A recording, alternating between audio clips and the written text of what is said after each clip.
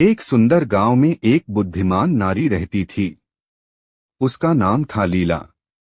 वह गांव की सभी समस्याओं का समाधान निकालती थी और लोगों की मदद करती थी।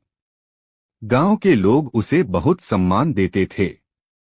एक दिन गांव में एक प्रसिद्ध ऋषि आए। उनका नाम था आनंद। ऋषि ने गांव में शांति और प्रसन्नता देखकर लीला की प्रशंसा की। उन्होंने कहा, हे लीला, तुमने इस गांव को बहुत खुशहाल बनाया है। तुम्हारी बुद्धि और करुणा से लोग बहुत लाभान्वित हुए हैं। लीला ने विनम्रता से कहा, महात्मा, यह मेरा कोई विशेष गुण नहीं है। मैंने भी जीवन में बहुत संघर्ष किया है।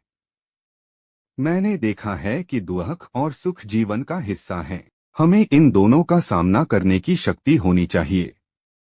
ऋषि ने कहा, तुम्हारी बात सही है लीला।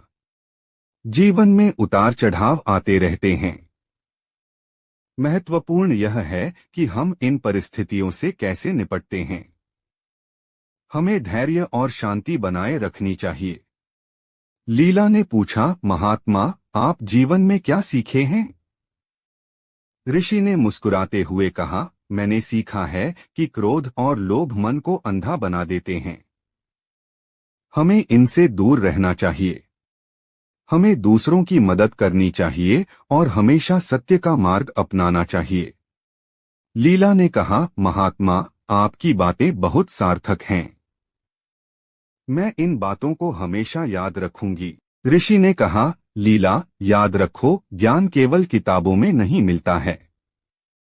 यह जीवन के अनुभवों से भी सीखा जा सकता है। हर व्यक्ति के पास कुछ न कुछ। विक्रम एक प्रतिभाशाली युवक था। पढ़ाई में अव्वल, खेलों में दक्ष और कला में रुचि रखने वाला। लेकिन जीवन ने उसके साथ एक ऐसा खेल खेला कि वह धीरे धीरे खुद को ही भूलने लगा। सब कुछ एक दिन में ही बदल गया।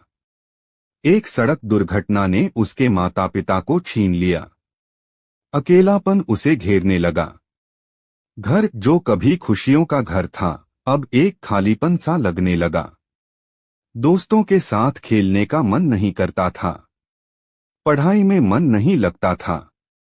दुनिया से कटने लगा। दिन भर अपने कमरे में बंद रहता।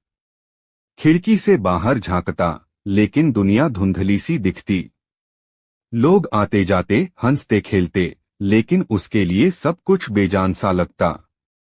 खाने पीने में भी रुचि नहीं रही। शरीर दुर्बल